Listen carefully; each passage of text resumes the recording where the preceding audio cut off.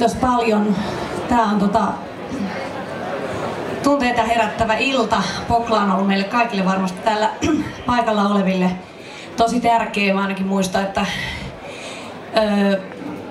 Pokla oli aina se, joka oli täällä, kun tultiin Tavastialle keikalle, ja sitten me aina puhuttiinkin siitä sillä lailla, että pelottaa, että tuleeko ketään katsomaan meitä, että jos ei tule, niin Pokla on tuolla takana laittelemassa noita takaovia kiinni ja pudistelemassa päätä, että ei tänään, ei tänään.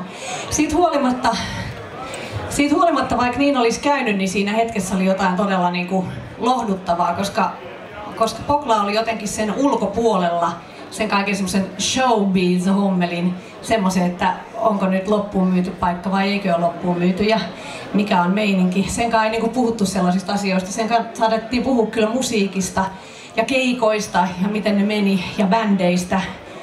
Mutta enemmän mä muistan puhuneeni Poklan kanssa niinku laihdutuskuureista ja ihmissuhteista ja hänen kanssaan oli aina jotenkin ihana jutella.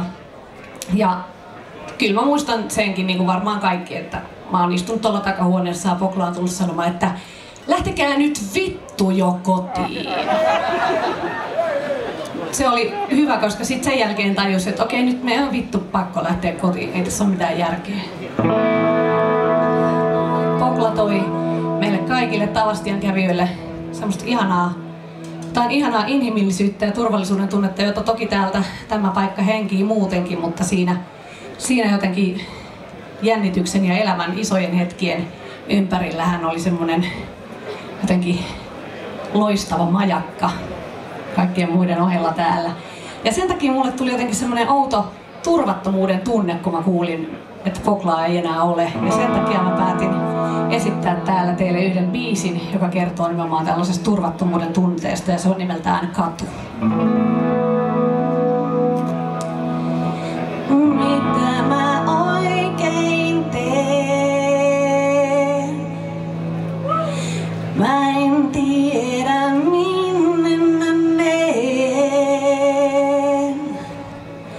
Mulle ei oo paikkaa, ei mitään paikkaa, missä itkeä itsekseen.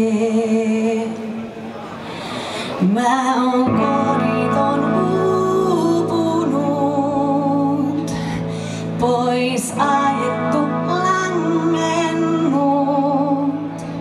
Nyt enää vieraat porttikongit ja puistot sylisä ottanut. Niin tämä katu on hellä, se ei sano itse kaiken